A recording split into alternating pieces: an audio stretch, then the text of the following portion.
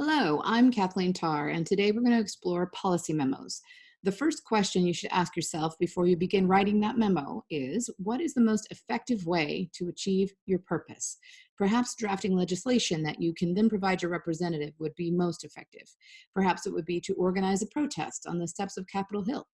Once you've made that initial determination and concluded a policy memo is the optimal route, then you can begin by considering your purpose in the context of your audience and asking yourself some important questions highlighted by David Krissinger. What is happening? What should be happening? Why is it happening? What is the negative or positive effect? And I would add to this list this next question. What is the best way to achieve what should be happening?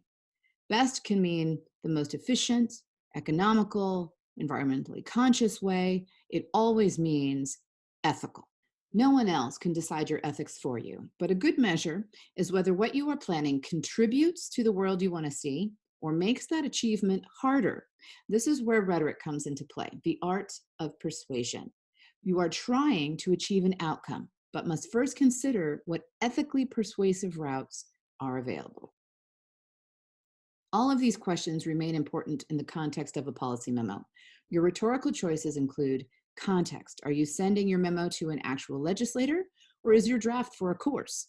If the latter, who is your audience? Is it the professor? Is it TAs? Is it your peers? Is there also an imaginary audience, a particular senator, for example? What are the specifics of your assignment? Are you meant to demonstrate understanding of a topic, your thinking, mastery of material? Don't neglect context as you write your policy memo. Policy memo writing conventions include the content, which targets and addresses a clear and appropriate audience. It includes accurate and relevant information tailored for that audience. It provides clear recommendations, and it uses logic and appropriately cited facts to support main points. Flowery language challenges conventions of law and policy writing, so if you deploy a more creative style, do so with intention. You may want to organize your memo keeping in mind the foundation of legal writing, IRAC. IRAC stands for Issue, Rule, Application, Conclusion.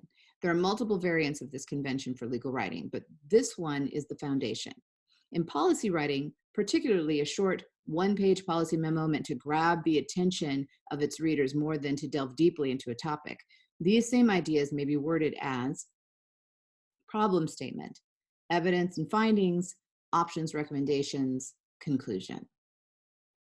The issue or the problem statement is where you first articulate that issue. It could be a recommendation, a conclusion you've reached, an answer to a question presented. Regardless of the label, remembering to address the issue first could help you present concise, direct information to your target audience. This can be in the form of a question or a statement, depending upon what your audience prefers. Answering the question, beginning with your conclusion, still frames the issue. Conclusions are especially helpful when the memo you are writing is informative. Summary and recommendation. In a policy memo, your issue or problem statement, even if it's your conclusion as an issue, may be worded this way as a heading. Next, state and explain the relevant rule. Your evidence or findings may be laws, cases, policies, regulations, survey results, research data, and more, and may be designated with the heading background.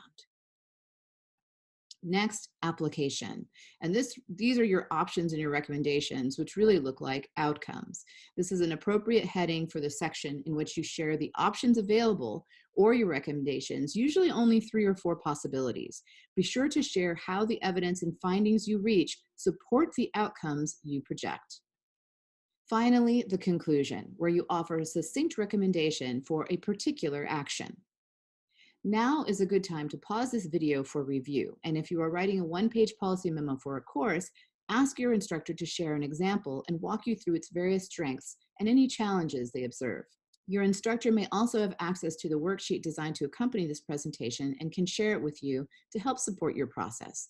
You may also want to watch my short IRAC video for additional instruction available at this link.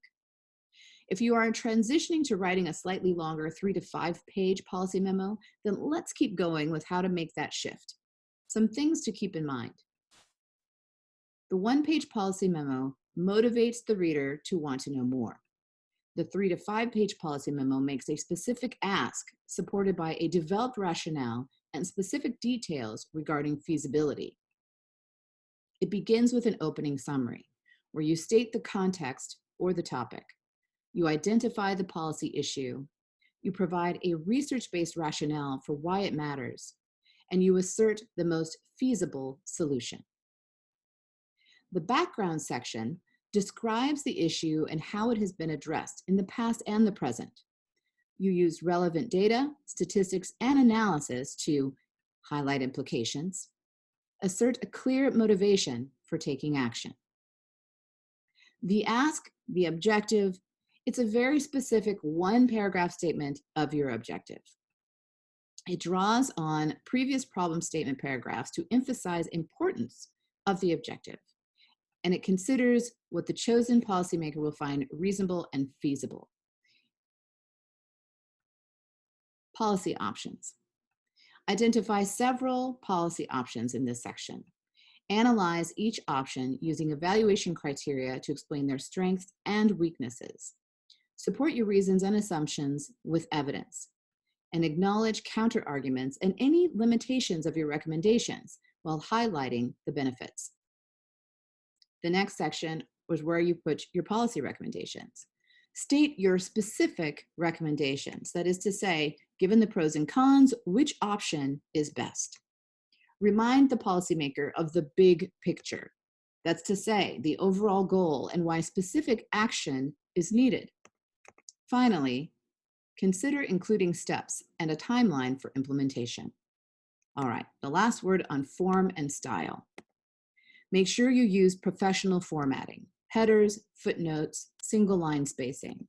You want optional visual content, so that means tables, figures, charts, graphs, maps, etc., anything to help your reader understand what you're providing. The writing style, make sure your sentences are clear and concise. Don't use jargon. Make sure you maintain active voice. Now is a good time, if you are taking a course, to ask your instructor to share exemplary 3 to 5 page policy memos so that you and your peers can review with strong examples. Thank you for watching, and thanks to my sources for all of their great work I relied upon in producing this video.